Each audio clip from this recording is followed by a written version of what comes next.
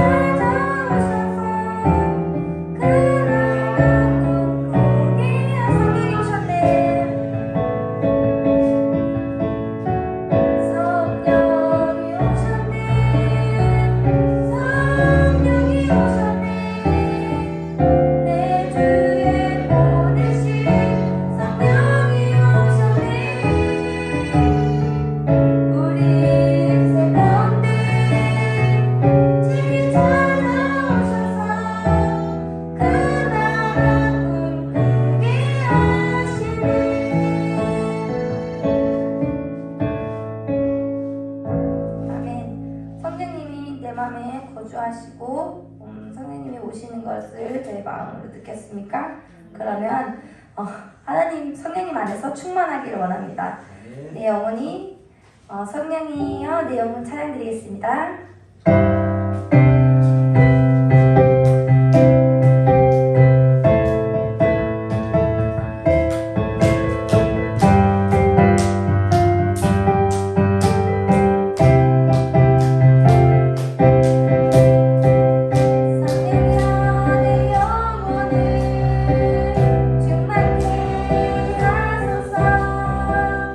내 속에 강물이 넘쳐나게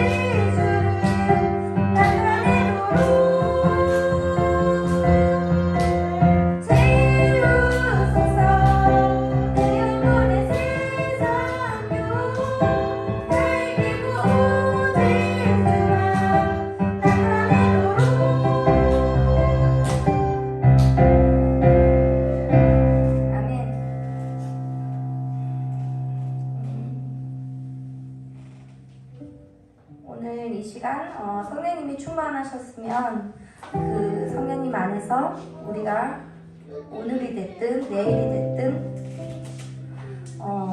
어느 때든 그게 내가 죽을 때까지 하나님 안에서 변함없이 하나님을 찬양하고 예수님을 찬양하는 우리 성도들이 됐으면 좋겠습니다. 어저께나 오늘이나 찬양드리겠습니다.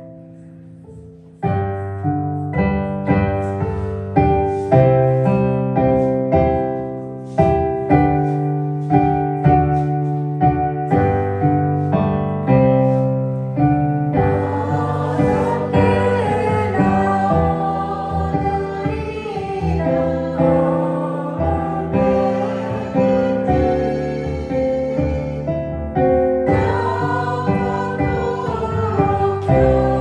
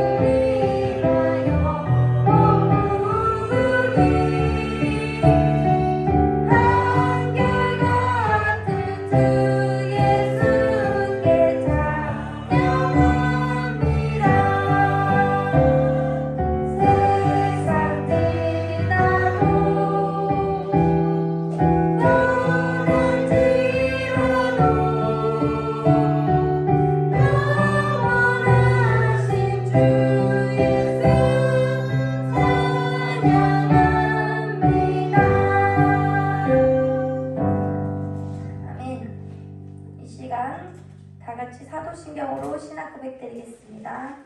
전능하사 천지를 만드신 하나님 아버지를 내가 믿사오며 그 외아들 우리 주 예수 그리스도를 믿사오니 이는 성령으로 잉태하사 동용녀 마리아에게 나시고 본디오 빌라도에게 고난을 받으사 십자가에 못 박혀 죽으시고 잔지 사흘 만에 죽은 자 가운데서 다시 살아나시며 하늘을 오르사 전능하신 하나님 우편에 앉아 계시다가 저로서 산 자와 죽은 자를 심판하러 오시라. 성령 믿사오며 거룩한 공예와 성령을 통한 것과 죄를 사해 주신 것과 몸이 사는 것과 영원히 사는 것을 믿사옵나이다. 아멘. 다같이 이 시간 다같이 찬송가 621장 찬송 부르겠습니다. 찬송가 621장입니다.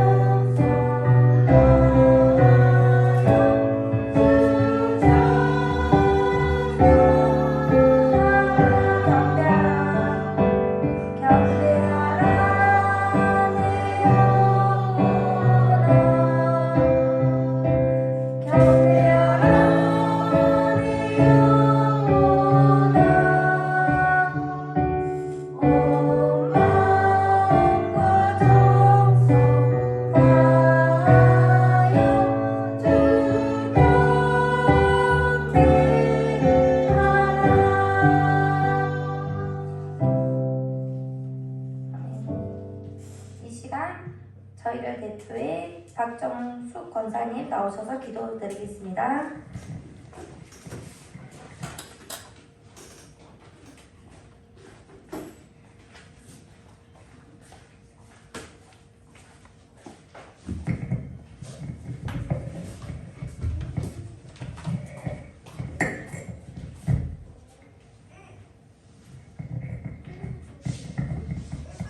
사랑의 하나님 아버지, 오늘도 저희를 은혜와 평강으로 지키시고 이 시간 복된 주를 맞이하여 산 소망이신 하나님 아버지를 예배드릴 수 있도록 부르셨사오니 감사드립니다.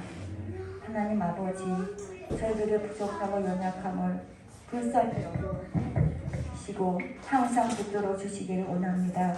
주님이 주시는 진리 안에서 죄악을 누리게 하옵시고 세상적인 욕심에 이끌리지 아니하고 주님을 기쁘시게 하시는 삶으로 살아갈 수 있게 하옵소서. 하나님 아버지, 이 나라의 전쟁과 기근과 우상으로부터 나라와 민족을 지켜주셔서 공의와 정의로 세워주시고 이 마지막 때 열방의 복음을 전하는 제사장의 나라로 세워지고 저희들 자녀들로부터 자자손손 주님의 나라에 사용하여 주옵소서. 주님, 러시아와 우크라이나의 전쟁이 어둠이 떠나게 하시고 선교사님을 그 땅에 계시는 선교사님을 보호하셔서 그 남아있는 자들로 인하여 유럽과 아시아에 복음이 전파되게 하옵소서. 주님, 저희 교회를 지켜주시고 날이 갈수록 세속의 문화가 교회 침투하여 교회 정체성을 흐리게 하고 있사오니 진리의 말씀에 바로 서갈 수 있는 교회가 되도록 우리 주 예수 그리스도만이 증거되는 경건에는 요일지 않는 한국의 교회와 저희 교회가 되게 하옵소서. 주님, 두 분의 귀한 목사님 영육간의 강건함으로 붙드시고 소 목사님 질병에서 깨끗하게 치료하신 하나님 아버지, 항상 영육의 강건함으로 붙드셔서 무교함과 가정을 힘있게 세우시고 종말의 때를 살아가는 저희들에게 영혼을 살리는 복되고 귀한 생명의 말씀만이 증거하시게 하옵소서. 예배가 시작되었습니다. 한심용도 제한 없이 하나님 말씀이 저희들의 마음밭에 힘기워져서 세상에 나가 오직 하나님만이 드러내는 복된 예배의 삶이 살아가도록 어린 아이로부터 노년에 이르기까지 새로운 주의를 승리하게 하옵소서. 주님, 어지럽고 힘든 세상 가운데서 구별되어 부르셨사오니 오직 믿음으로 살려고 힘쓰는 저희들을 기억하시고 감사와 기쁨이 넘치는 믿음의 삶이 될 수 있도록 용기를 더하여 주옵소서. 저희들을 생명길로 인도하시는 예수님의 이름으로 기도드립니다. 아멘.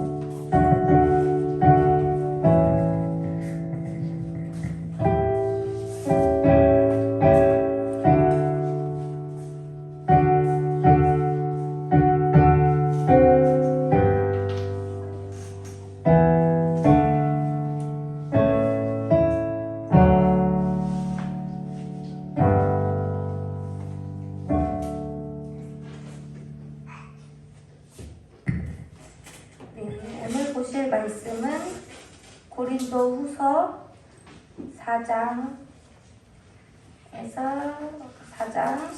16절에서 18절 말씀입니다.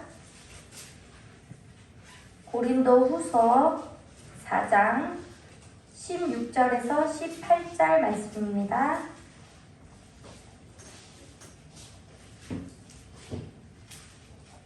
네, 찾으셨으면 합독하겠습니다. 그러므로 우리가 낙심하지 아니하노니 우리는 다툼을 가지고 수식하는 마음이 새로워지리라. 우리가 새로 받는 환난을 겪을 굵직이 크고 영원한 영광이 우리에게 임하리니 우리는 종하는 것을 보이지 아니하리요 우리는 말씀이 아니니 그것이 갑자기로 보이지 않는지 영원합니다. 목사님 나오셔서 말씀 전해드리겠습니다.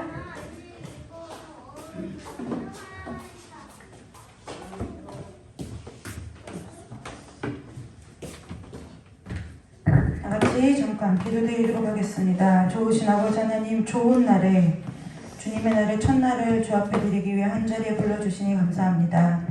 이 시간 말씀 가운데 함께하여 주시고 주의 거룩한 은혜가 아버지 우리 귀한 모든 성도들에게 하나도 한심령도 제외됨이 없이 어린아이에서부터 우리 노년의 장로님에 이르기까지 또 온라인으로 예배하는 모든 사람들을 위해 주께서 동일한 은혜와 동일한 복으로 함께하여 주시기를 간절히 원하오며 거룩하고 존귀하신 예수 그리스도의 이름으로 감사하며 기도드리옵나이다. 아멘. 오늘은 결혼 5번째 시간이고요. 결혼의 마지막 시간입니다.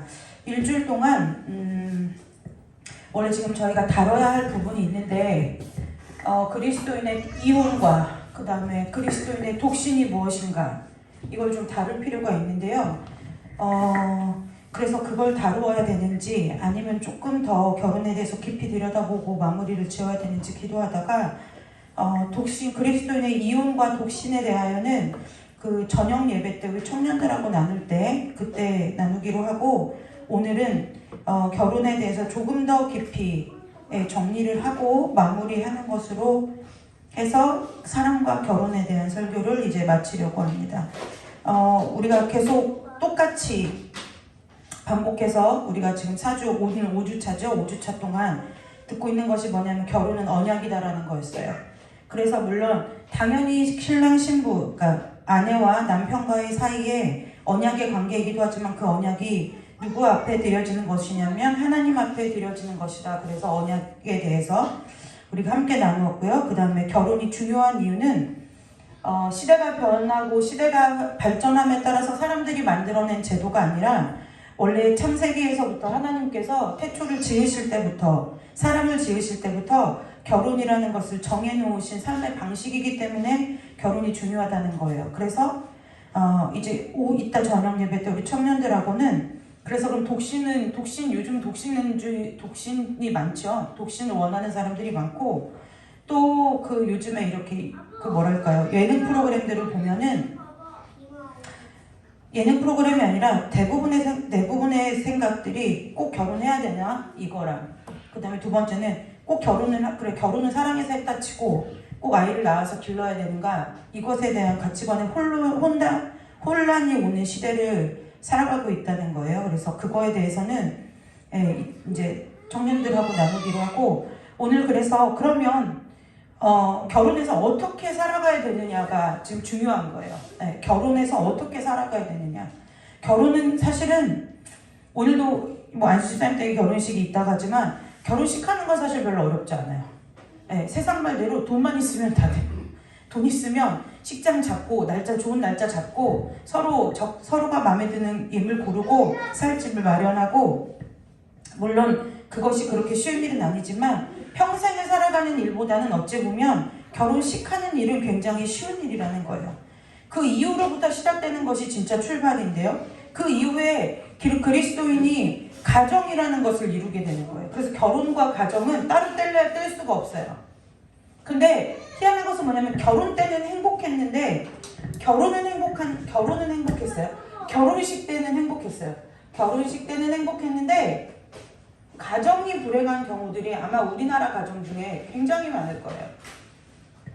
이 불행하다는 것은 무엇을 포함하는 거냐면요. 정말 너하고 나하고 왼수도 그런 왼수가 없어. 이거는 당연히 말할 것도 없을 뿐더러 부부인데 부부로서의 기능이 작동되어지지 않는 가정도 사실은 성경에서 말하면 불행한 가정이라는 거예요. 그래서 우리가 지금 결혼을 앞둔 청년들도 있고 이미 이제 저희 부모님 세대들이야 결혼이 이제 거의 마무리 인생의 황혼이 오면서 결혼 생활에 마무리되어가는 이 시점에 있는데 우리가 한번 그래서 다시 한번 우리가 우리 가정을 우리의 부부의 관계를 하나님이 원하시는 방향대로 우리가 다시 방향을 재설정해서 잘 마무리하는 것도 우리가 이 땅에서 살아가면서의 가장 큰 사명 중에 하나라는 거예요. 우리 사명이다 막 하면은 되게 거창한 걸 생각하는데요.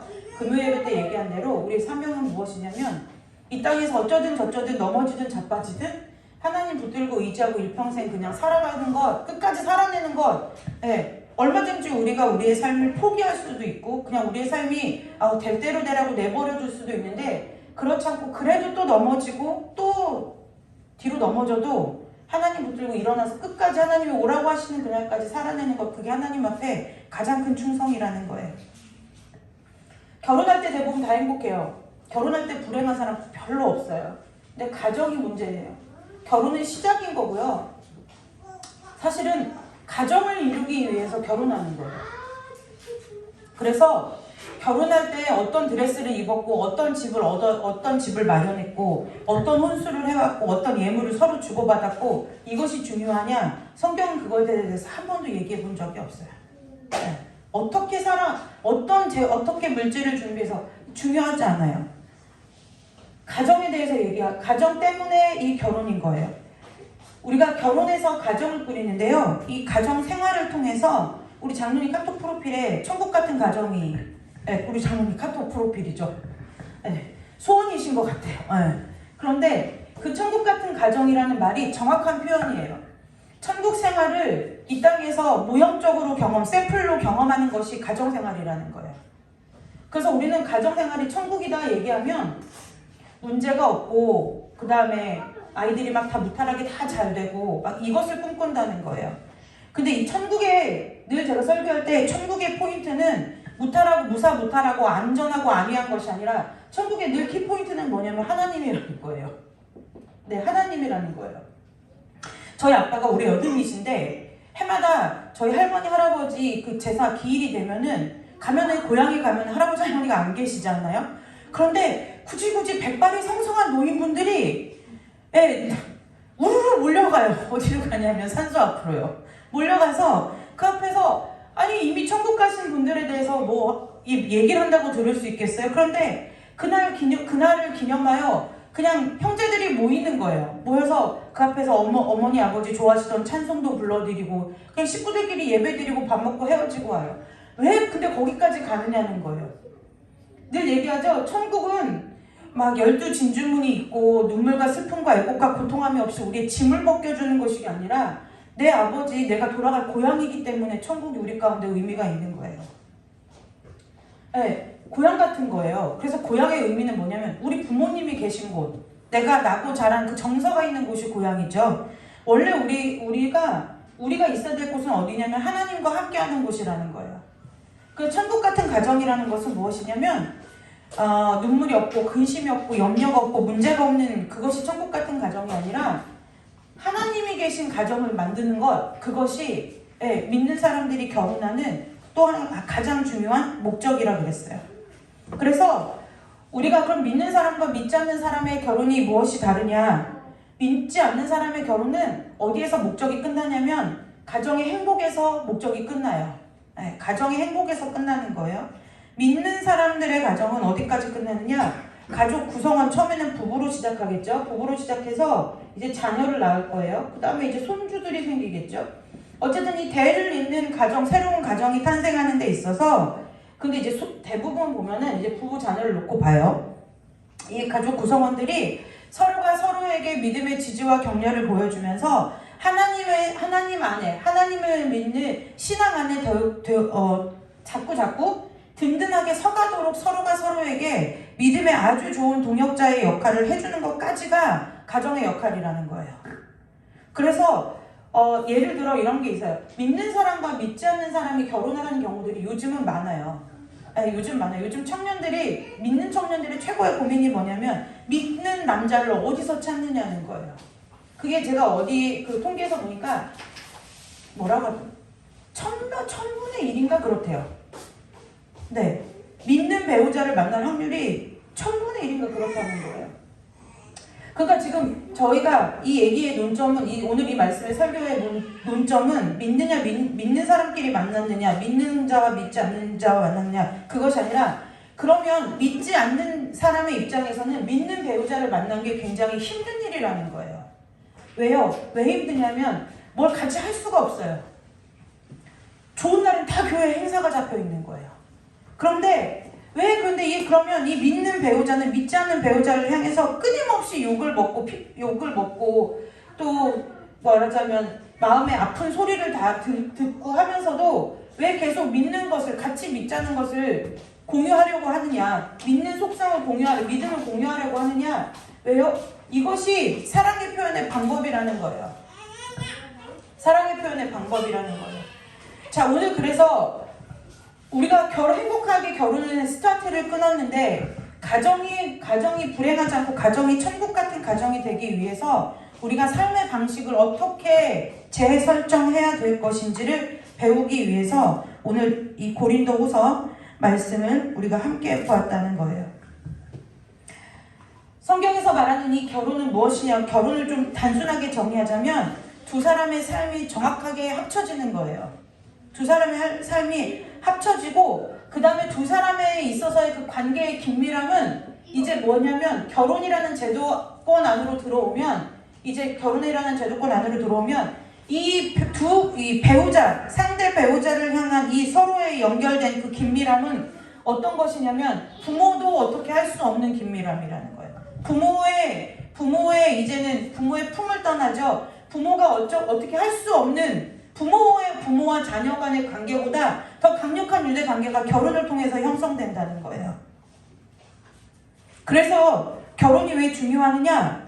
예전에 배우자가 아닐 때는 상관이 없는데요. 자, 잘 보세요. 우리가 결혼이라는 걸 할 때 어려서 하지 않아요. 어느 정도 성인이 되고 나이가 돼서 한단 말이에요. 그런데 이 결혼이라는 것을 할 때에 어떻게 결혼을 하냐면 내가 갖고 있는 나만의 이미지가 있어요. 어떤 이미지냐? 결혼에 대한 이미지가 아니에요. 내 자신은 이런 사람이다라는 정의를 내리고 우리가 그러니까 찾는 거예요. 배우자를 찾을 때 내가 볼 때 나는 이래. 근데 그 나라는 존재에 대해 나라는 사람이 어떻게 정의되냐면 내가 나를 스스로 봤을 때 그 다음에 주변에 내 예를 들어 부모와 형제와 내 친한 친구들과 이게 거쳐오면서 만나는 수많은 관계 속에서 들었던 멘트들 그 말들을 통해서 나라는 사람을 내가 정의 내리고 있다는 거예요.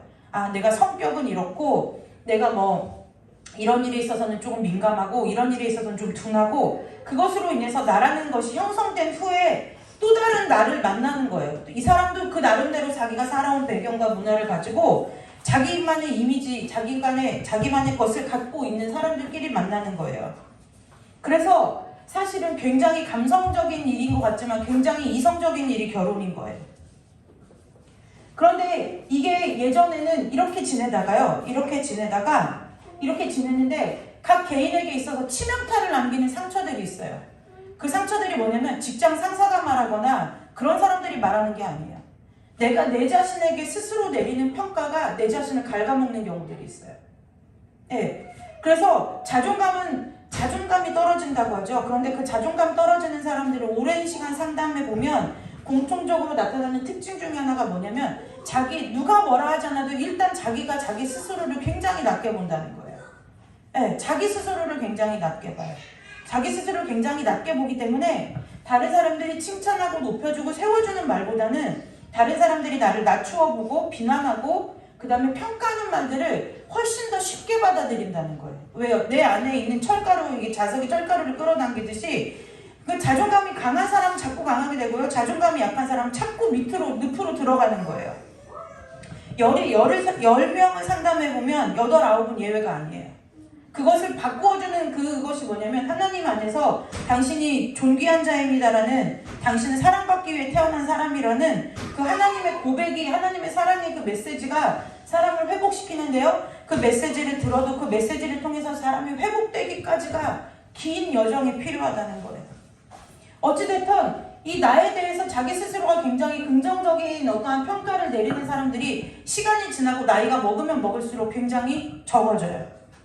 그런데 이 상태에서 이제 내가 또 그렇게 다른 환경에서 자라온 누군가를 만나서 이제 살게 되는데요. 이 서로가 상대방에 대해서 주는 결혼을 통해서 주는 영향력은 거의 핵폭탄급이에요. 핵폭탄급이에요. 왜 핵폭탄급이냐? 하나님의 결혼이라는 이 언약을 통해서 서로가 서로에게 이제는 뗄래야 뗄 수 없는 관계를 만들어놨기 때문에요. 예를 들어 만약에 서로가 서로를 세워주고 높여주고 용납해주는 말을 서로가 서로에게 해주면 그 어느 세상의 어떠한 상황과 환경 가운데 내가 내동댕이 쳐져도 내가 버텨나갈 힘이 되는데 서로가 서로에게 비난의 말을 하기 시작하잖아요. 상처 주는 말을 하기 시작하잖아요. 그러면 이거는 사람이 여지없이 무너지는 거예요. 여지없이 무너져요. 한 영혼을 파멸로 이끌어갈 수 있어요. 믿는 사람 굉장히 이거 중요해요.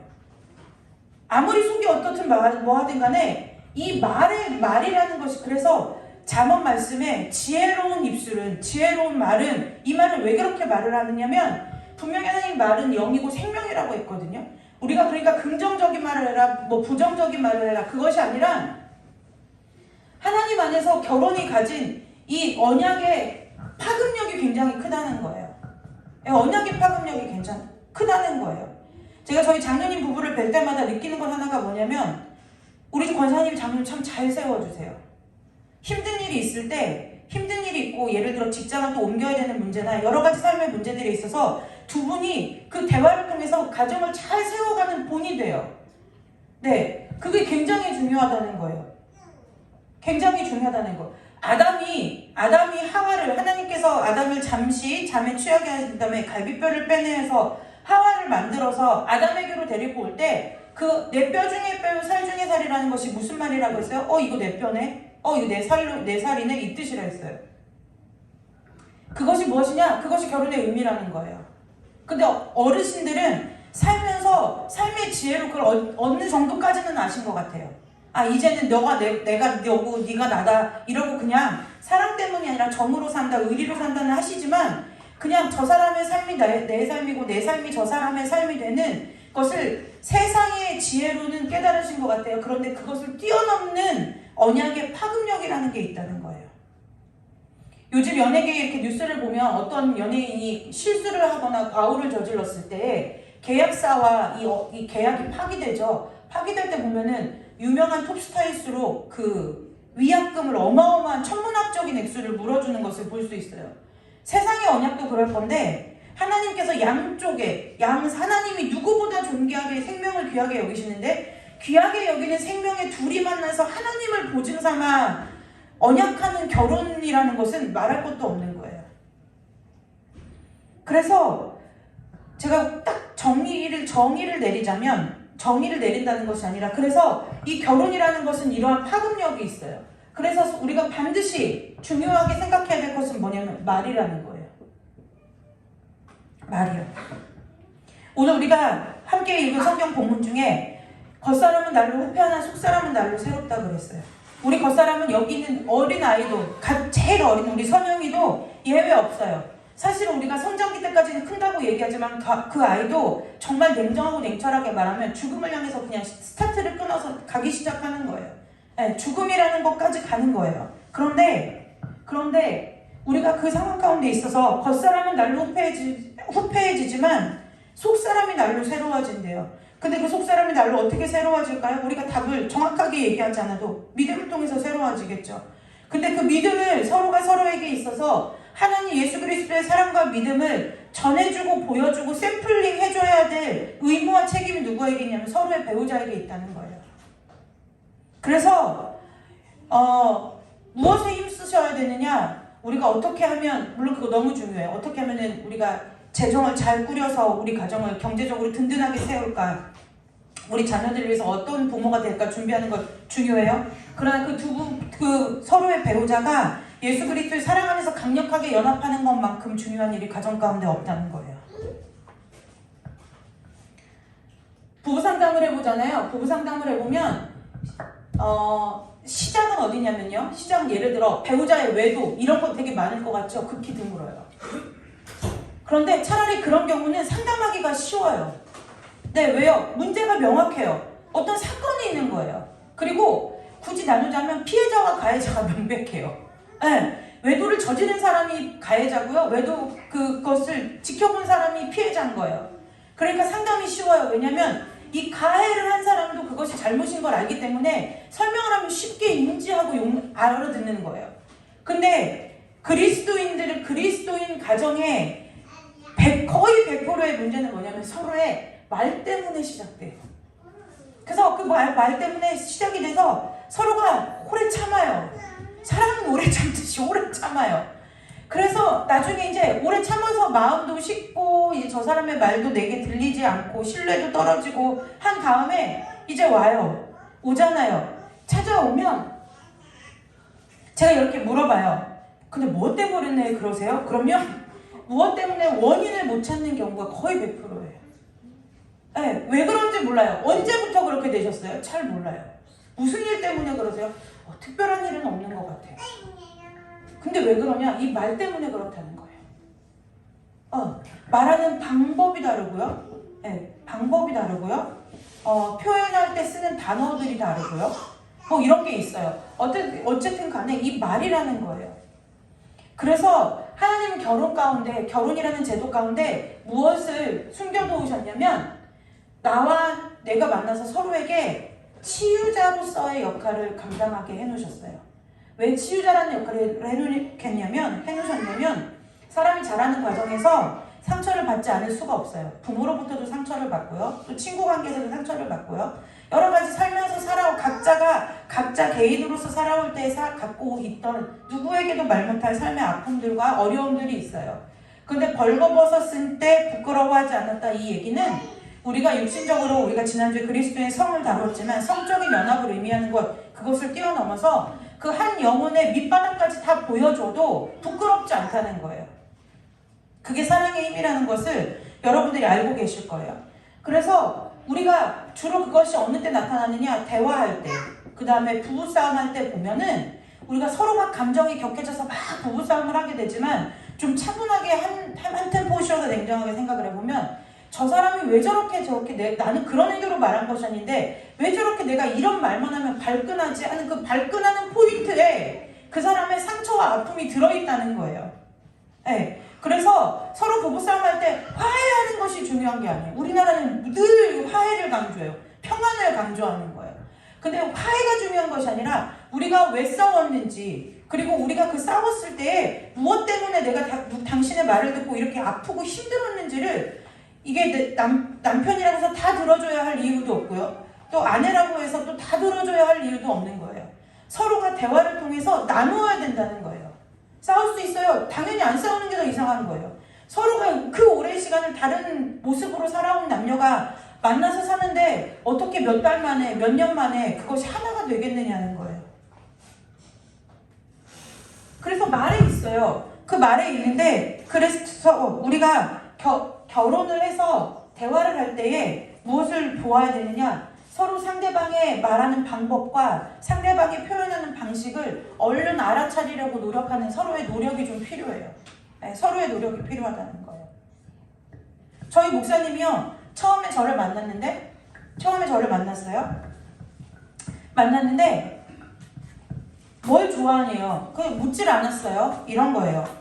묻질 않았는데 요즘도 저희 목사님이 저한테 미안하고 고마울 때 저한테 하는 단어 쓰는 딱 멘트 하나가 있어요. 그게 뭐냐면 사모 용돈 줄까 이거예요. 사모 용돈 줄까 이거예요. 그런데 이 목사님이 용돈을 줄까 이 말에는 다 들어있는 거예요. 그러면 제가 빨리 상황을 파악해야 돼요. 아, 목사님 지금 뭔가 나한테 미안한가? 아니면 고마운가? 아니면 그냥 굉장히 자기 컨디션이 좋은가? 이걸 빨리 파악을 해서 대꾸를 해줘야 되는 거예요. 그런데 만약에 제가 목사님의 대화 방법을 모르고 목사님이 저한테 뜬금없이 사모 용돈 줄까 이렇게 했을 때 너는 돈밖에 모르냐 목사라면 이렇게 얘기를 하면 싸움되기 쉽다는 거예요. 결혼이라는 것은 무엇이냐? 누리려고 하면 큰일 나는 거예요. 결혼은 누리려고 하는 것이 큰일이 아닌, 미소도 열심히 공부해야 돼요. 우리 승원 형제랑 열심히 공부해야 돼요.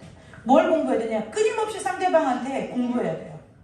저 사람이 어떤 뜻으로 저렇게 말하는지. 그래서 맨날 저희 목사님이 저랑 교제할 때 저보고 늘 하는 얘기 했어요. 너는 나한테 질문할 것밖에 없어? 제가 맨날 그렇게.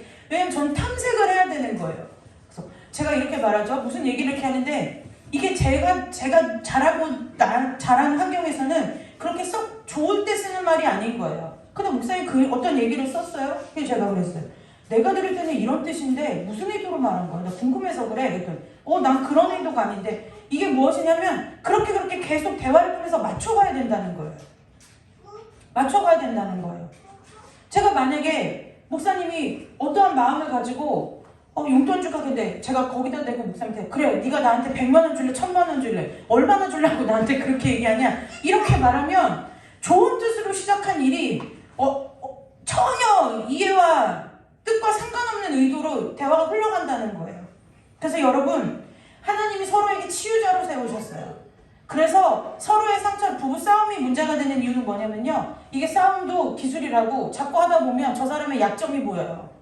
그러니까 딱 어디를 찔러야 저 사람이 욱하고 쓰러질지를 안다고요. 그러니까 이제 사람들이 어떻게 돼요? 그래도 처음에 신혼 초에는 최대한 예의를 갖춰 싸우다가 이제 자식 낳고 살다 보면 예의가 어디 있어요? 이기느냐, 이제 누가 쫓겨나가느냐, 쫓아내느냐 이 싸움인데요. 그러니까 상대방의 언어를 배우려고 하지 않는다는 거예요. 그리고 계속 뭐라고요? 내가 내 방식대로 얘기하면서 다르게 자란 상대방한테 너 도대체 왜 내 말 못 알아듣느냐고 이제 더 난리를 피는 거예요. 어제 제가 시골 내려가는데요. 신호대기하는 옆차에 있는데 옆에 어떤 옆차에 있는 아주머니가 차 창문을 다 내린 거예요. 다 내렸는데 어디서 저는 확성기 틀어오는 줄 알았어요. 남편한테 얼마나 잘 차려입고 결혼식장이나 어디 가시는 것 같은데 얼마나 잘 차려입고 창문을 다 열어놓고 얼마나 남편한테 막 1초도 안 쉬고 따다다다 따발총을 쏘아대시는지 우리가 뭔 소리야 무슨 소리 하다가 보니까 옆차에서 그러는 거예요. 근데 어떻게 저희가 그 얘기를 하는 것을 들리진 않았을 텐데 운전하시는 남편분이 이렇게 저희 차를 한번 슬쩍 보시더니 아내분 자리 보조석 창문을 닫고 자기 쪽 창문을 여시더라고요. 왜 그럴까요? 서로가 사랑하는 마음이 없고 서로가 사랑하는 것이 아니라 서로에 대해서 몰라서 그래요. 그래서 결혼은 서로를 알아가기를 힘써야 되는 거예요.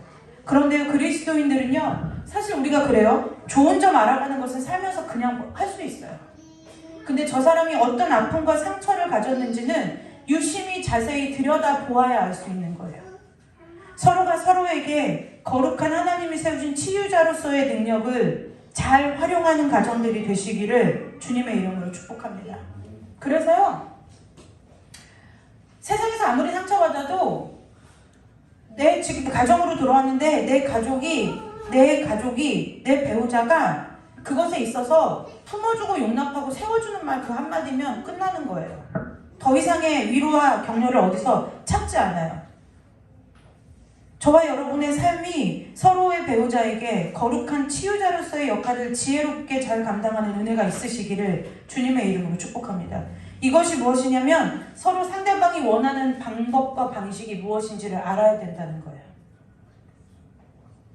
그리고 두 번째는요, 사랑에 빠지려고 하지 마세요.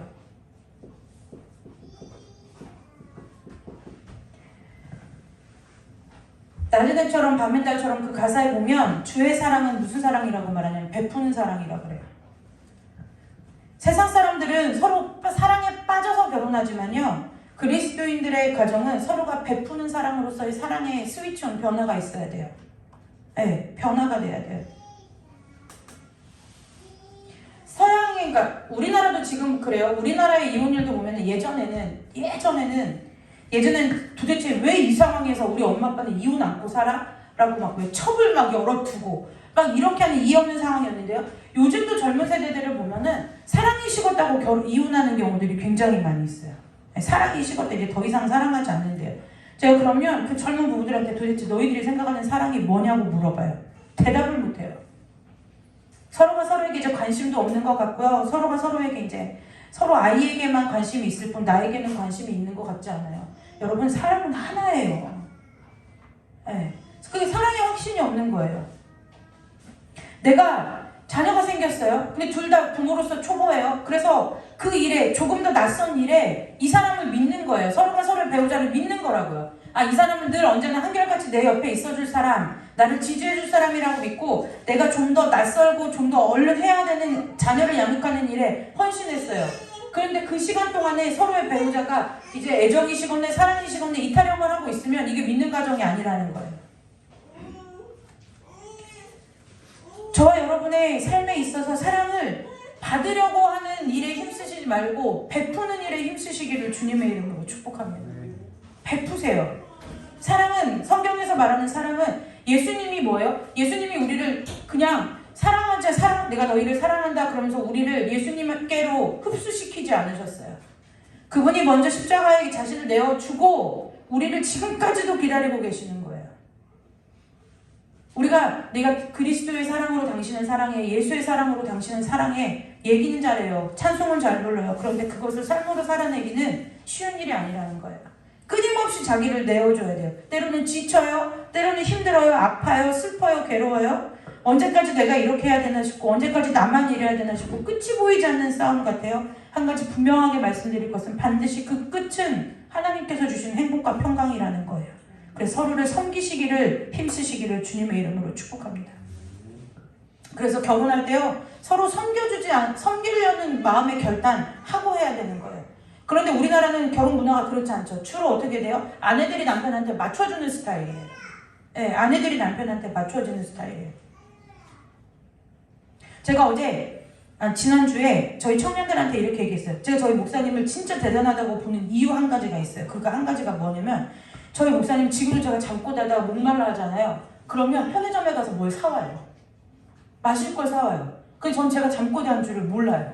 근데 제가 잘 자고 있는데 저를 깨워요. 그래서 막 와서 깨워요. 왜? 그러면 이거 목마르다며 그러는 거예요. 내가 그러면 제가 분명히 잘 때 목마르다고 했다는 거예요. 그래서 집에 물이 있으면 물을 갖다 줬는데 집에 시원한 물이 없으면 제가 차가운 걸 마시는 걸 아니까 동네 편의점에 새벽에 3시가 됐든 4시가 됐든 가서 사오는 거예요. 그럼 제가 잠결에 그랬나 보다 하고 받아 먹고 잠결에 고맙다고 하고 자요. 근데 반대의 상황이 저한테 벌어진다. 그럼 저는 제 기질상 그거 못해요. 그냥 집에 있는 물 떠다 주지 가서 그렇게까지 사다 주다가 그렇게는 못한다는 거예요. 근데 그것이 교제 때부터 지금까지 한결같아요. 한 번도 낯빛을 변한 적이 없어요. 저희 소율이가 보고 그러는 거예요. 엄마, 아빠 대단해. 대단하다는 거예요. 어떻게 그럴 수가 있냐. 나도 몰라. 너네 아빠니까 할 수 있는 일. 나한테 그런 걸 바래서는 절대 안 돼. 제가 소율이한테 얘기해줘요. 그런데요, 여러분, 그거와 마찬가지로 저는 그게 섬김이라고 봐요. 그 섬김은 사랑 없으면 못하는 거예요. 네, 그것이 물론 저를 향한 사랑도 있지만 목사님 안에 그리스도의 그 사랑이 없으면 할 수 없는 일이라는 거예요. 잠시 잠깐은 할 수 있어요. 몇 번은 할 수 있어요. 그러나 그것이 삶 가운데 꾸준하게 나타나려면 우리 모두에게 저 사람을 상대를 향한 사랑이 있기 이전에 하나님께로부터 오는 그 사랑이 있어야 된다는 거예요. 하나님께 사랑 많이 받으시기를 주님의 이름으로 축복합니다. 네, 그리스도인의 섬김이 중요한 이유는 그 섬김을 통해서 서로가 사랑이 깊어지는 것에서 더 나아가서 저 사람을 통해서, 내 배우자를 통해서 예수님을 믿는다는 것이 이런 거구나. 예수님을 따라 산다는 것이 이런 거구나. 예수님이 나를 사랑한다고 하는데 나를 이렇게까지 사랑해 주는 것이 예수님을 믿는다는 것이구나라는 것을 거울처럼 볼 수 있기 때문에 섬겨야 된다는 거예요. 그래서 서로 섬기는 은혜가 있으시기를 주님의 이름으로 축복합니다. 마지막이요.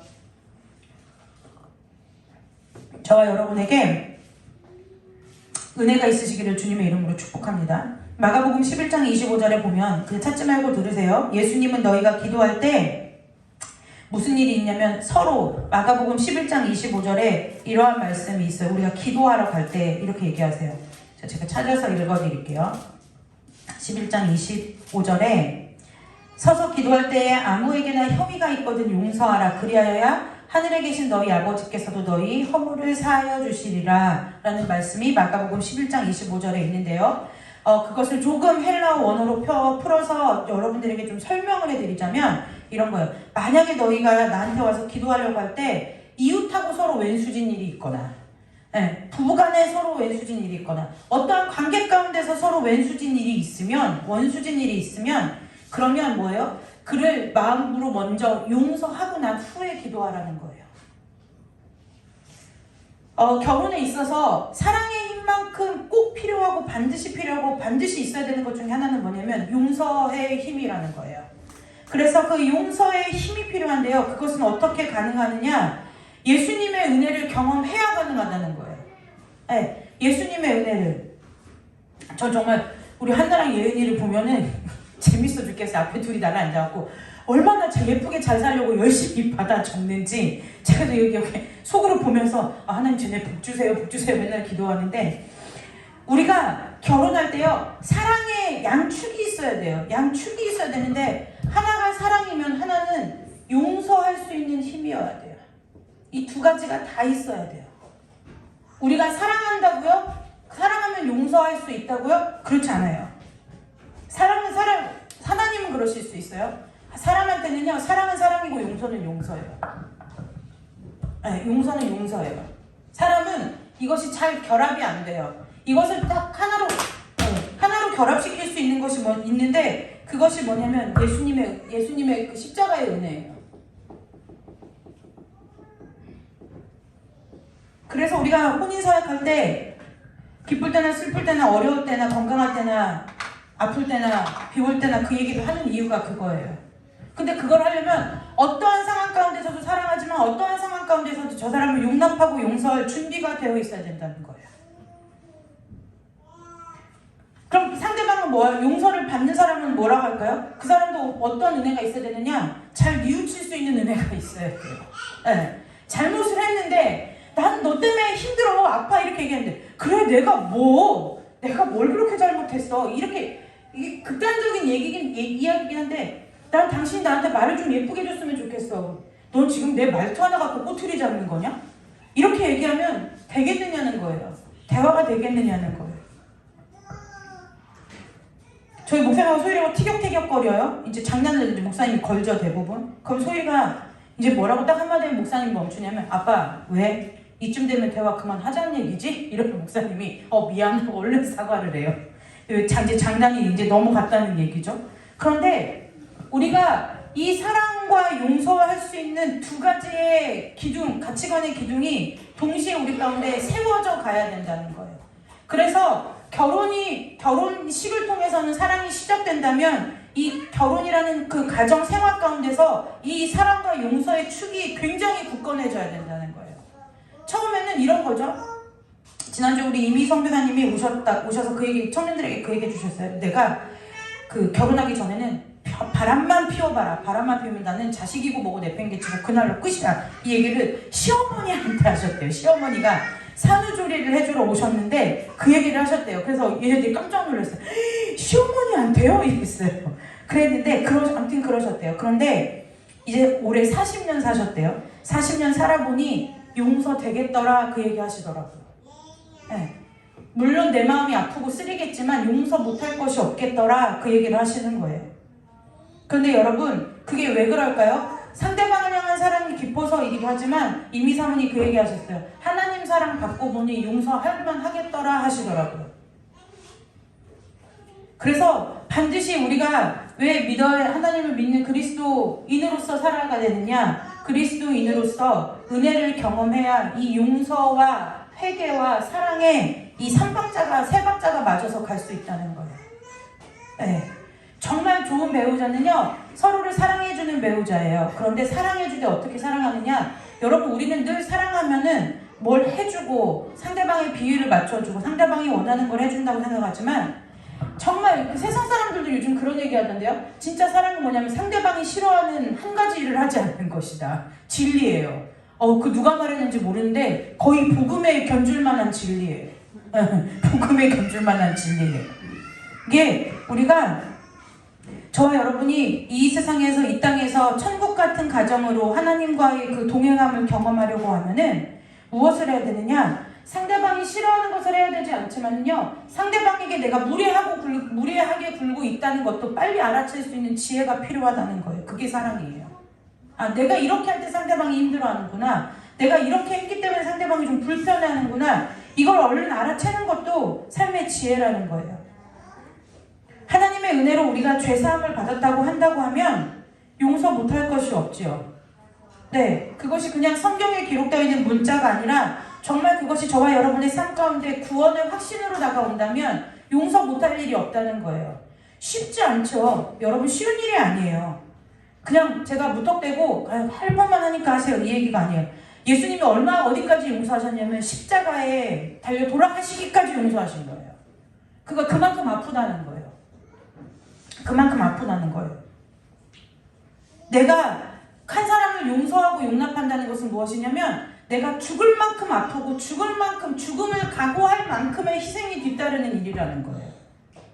그렇지 않겠어요? 성경의 호세아서를 읽어보면 호세가 무슨 잘못이 있어요? 어느 날 그냥 하나님이 나타나시더니 저기 가서 음란한 여인 고멜을 데려다가 와이프로 삼으라는 거예요. 그래서 하나님 말씀에 순종해 삼았어요.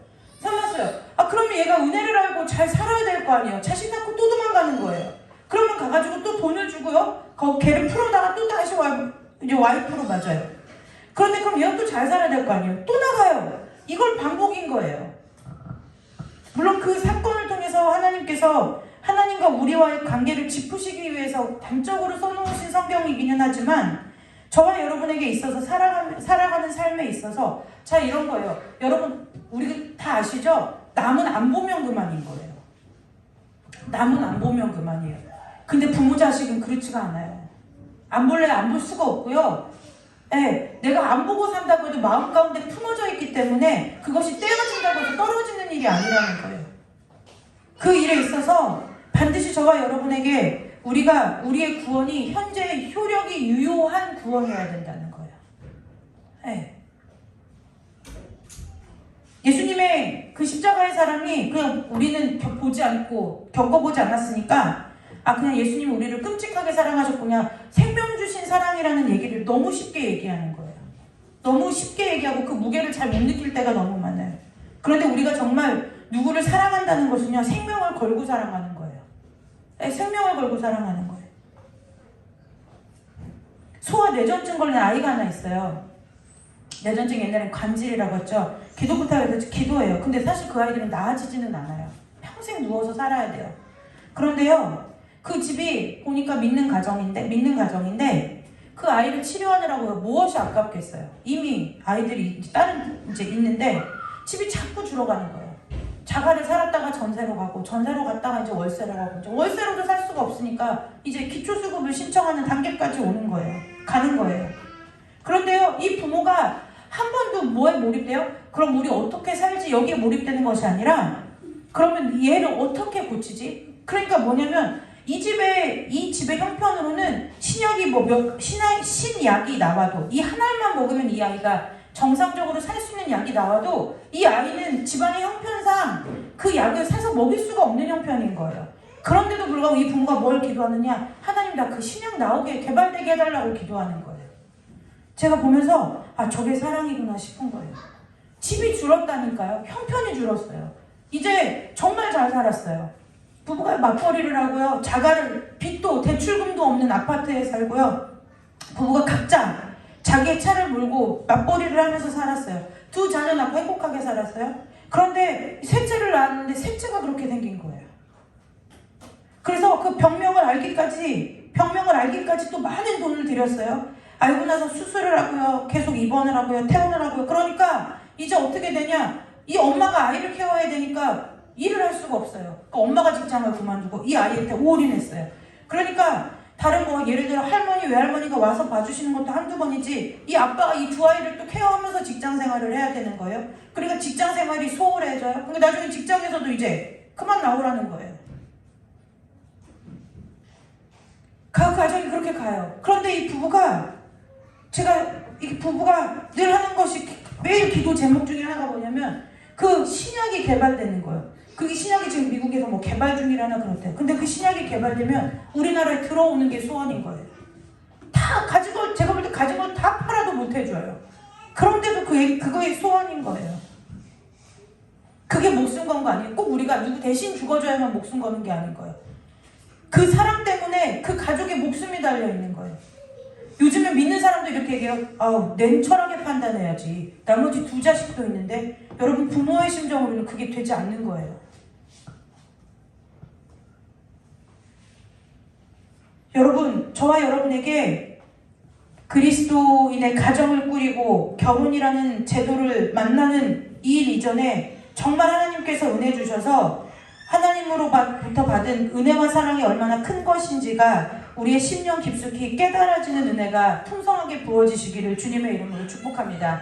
그리고 예수님이 우리에게 그 사랑을 보여주셨듯이 저와 여러분이 서로의 배우자에게 각자의 우리의 자녀들에게 자손들에게 사랑과 용서가 그리스도인의 사랑과 용서가 무엇인지를 함께 배우고 가르치고 보여줄 수 있는 천국 같은 가정들 이루시는 일에 끝까지 충성되이 힘쓰시는 여러분들 되시기를 주님의 이름으로 축복합니다.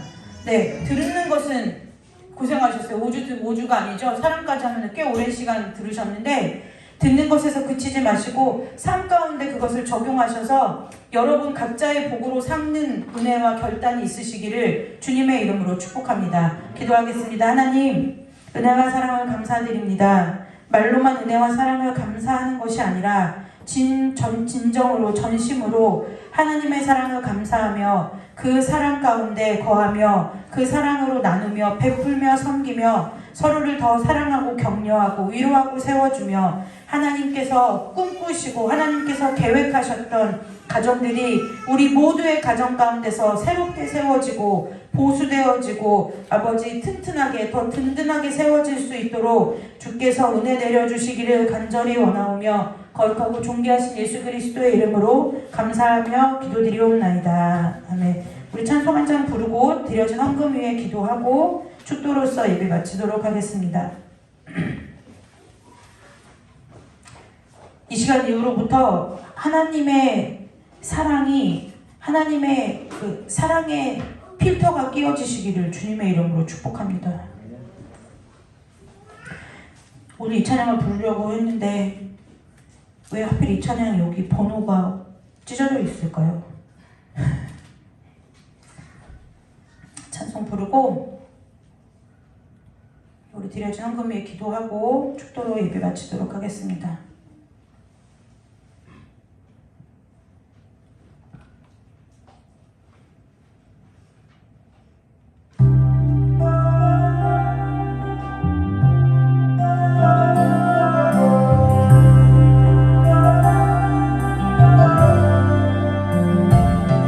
당신은 사랑받기 위해